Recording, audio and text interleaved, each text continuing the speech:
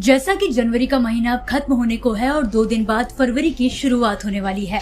ऐसे में मौसम विभाग की ओर से ताज़ा पूर्वानुमान जारी किया गया है, जिसके मुताबिक 30 जनवरी से लेकर 2 फरवरी तक एक बार फिर से पश्चिमी विक्षोभ सक्रिय हो रहा है। इसके असर से पहाड़ों पर बारिश बर्फबारी का सिलसिला शुरू होगा। ऐसे में देश के जाने माने weather expert doctor S N Pandey ji से जानते हैं कि आने वाले 24 से 48 घंटों में मौसम का क्या हाल रहने वाला है। जिस तरह से एक नया WD आया था, उसकी वजह से हमारे उत्तर प्रदेश के मध्य इलाकों तक और पूर्वी उत्तर प्रदेश में भी कहीं कहीं बारिश की गतिविधियां देखी गई थी।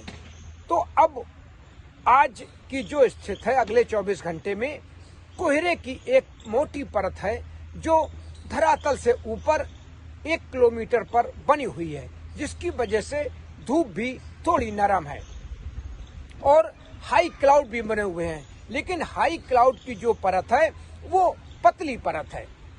ये जो नमी मॉइस्चर फीड जो ऐड हुआ है हमारे एटमॉस्फेयर में अरब सागर से और बंगाल की खाड़ी से, उसकी वजह से ये नमी के कारण कोहरा भी है और हाई क्लाउड भी बने हुए हैं। और 31 तारीख को एक नया वेस्टर्न डिस्टर्बेंस फिर हिमालय पे अपनी दस्तक देगा और इसी के साथ साइक्लोन और एंटी साइक्लोन भी बन सकते हैं।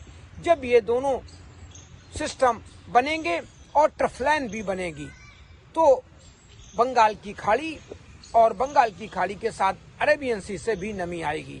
तो इसका असर फिर 1 तारीख और 2 तारीख और 3 तारीख को मैदानी भागों में पड़ सकता है। तो ये स्थितियां भी ये बनी रहेंगी अगले 24 से 48 घंटे तक।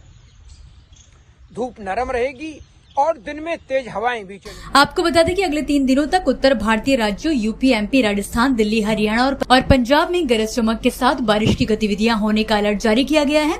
इस दौरान कश्मीर से लेकर बिहार तक अधिकांश राज्यों में घने से अति घना कोहरा छाए रहने और शीतलहर चलने की संभावना है, जिससे न्यूनतम तापमान में गिरावट से फिर से सर्दी का एहसास हो सकेगा। मौसम को लेकर इस समय की बड़ी खबर सामने आ रही है। मौसम विभाग की ओर से ताज़ा पूर्वानुमान जारी किया गया है, जिसके मुताबिक 31 जनवरी से लेकर 2 फरवरी तक एक बार फिर से पश्चिमी विक्षोभ सक्रिय हो रहा है। इन हवाओं की स्पीड 8 से 9 किलोमीटर पर घंटे हो सकती है, क्योंकि अभी ताजा बर्फबारी हुई है तो इन हवाओं में गलन भी होगी। तो दिन में भी ये सिरहन पैदा करती रहेंगी।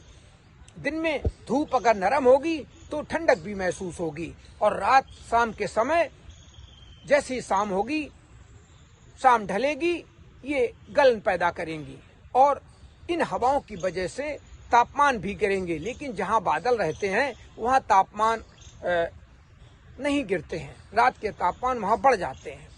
तो अभी अगले 24 घंटे तक ये स्थितियां जारी रहेंगी और इसके बाद नए वेस्टर्न डिस्टर्बेंस का भी असर पूरे उत्तर भारत पर पड़ेगा।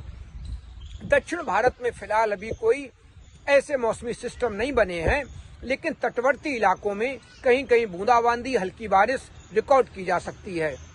इसी के साथ जो हमारा उत्तर प्रदेश है, उत्तर प्रदेश में जो हवाओं की गति होगी वो 8 से 9 किलोमीटर तक होगी और इन हवाओं में ठंडक भी होगी। ये गलन भी रात में गलन करेंगी और दिन में जब धूप नरम निकलेगी तो दिन में भी ये सिरहन पैदा कर सकती हैं। तो ये स्थितियां अभी जारी रहेंगी और लोग सजग रहें, सतर्क रहें। और इन हवाओं की वजह से मध्य भारत में और यहाँ तक कि छत्तीसगढ़, बिहार और झारखंड, उड़ीसा, यहाँ पर भी तापमानों में गिरावट आ सकती है। इसी के साथ पहाड़ी इलाकों में और मैदान में चंडीगढ़, पंजाब, हरियाणा, उत्तर प्रदेश का कुछ इलाके में शीतलहर वाली स्थिति भी आगे देखी जा सकती है। सर का पसीना जब माथे को आता है वो किसान है जो अपने दम पर फसल को उगाता है। आन है, बान है, शान है, किसान है। किसान इंडिया, चलेगा हल, बढ़ेगा बल।